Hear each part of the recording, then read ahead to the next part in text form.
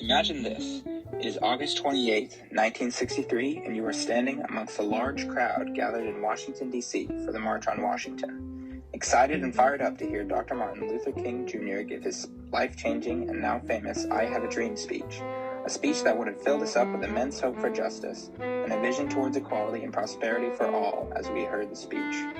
Of which such a moment was made possible because of the many civil rights social movements that had ignited through the smaller events that had stacked up on top of each other and fallen onto each other like dominoes. In the textbook, After the Fact, The Art of Historical Detection by Davidson and Lytle, in Chapter 15, Sitting In, the authors emphasize one of the many civil rights social movements. The social movements illustrated were the Greensboro sit-ins on February 1st, 1960, which was led by 4 college students named McCain, Ballack, McNeil, and Richmond. These students began to ask themselves questions about why segregation existed. Quote, the real question they agreed upon was what should be done to bring an end to Jim Crow, a system of racial segregation that stigmatized all Black Americans as second-class citizens. Thus, to challenge the narratives in place at the time, the students decided to ask for service at the lunch counter at Woolworth's department store.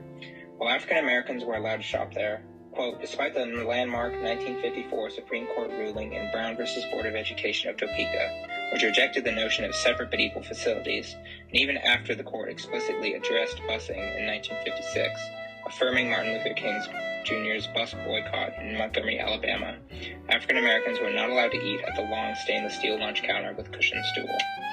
The young men were ignored and refused service. Despite being asked to leave, even by the manager, the men refused. The manager tried to involve the police to get them out, but the police were not allowed to do anything as they were not being disorderly. Just as the students were beginning to doubt their decisions, an elderly white woman approached them, saying, boys, I am so proud of you. My only regret is that you didn't do this 10 or 15 years ago. Such words of encouragement were inspiring to the men, despite the number of hostile whites who came by to heckle them. As the 4 college students began to gain traction from the newspaper and the television reporters, the response was beyond their wildest imagination. The main message to the public was to challenge Jim Crow, which may not have been accomplished if it weren't for the help of the 4 college students' parents, churches, local civil rights organizations, and civil rights leaders, which had additionally inspired a large domino effect towards the calls for justice.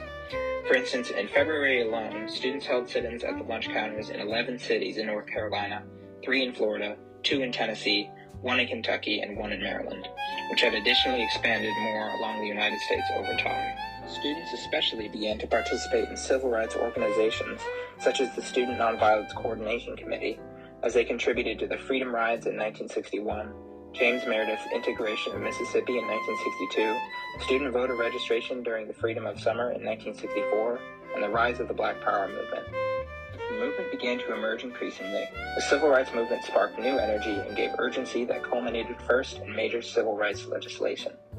Pressure against racial segregation began, pushing President John Kennedy to introduce the Civil Rights Bill in 1963. It prodded Martin Luther King Jr.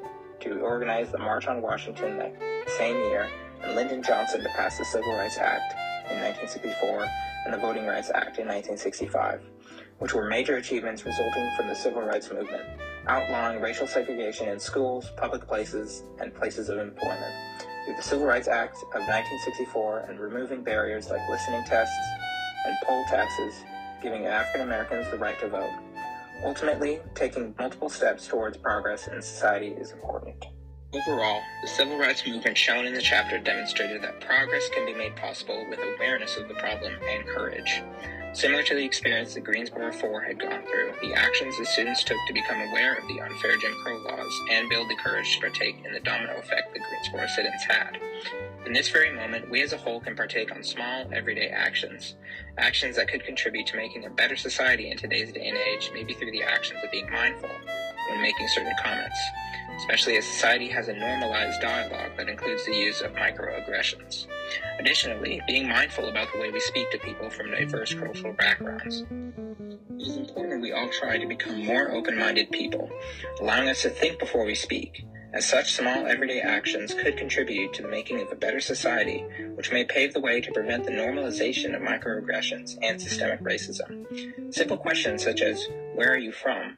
Or saying a phrase such as, you are so articulate and you are not from here, are all forms of microaggressions, completely disregarding the individual.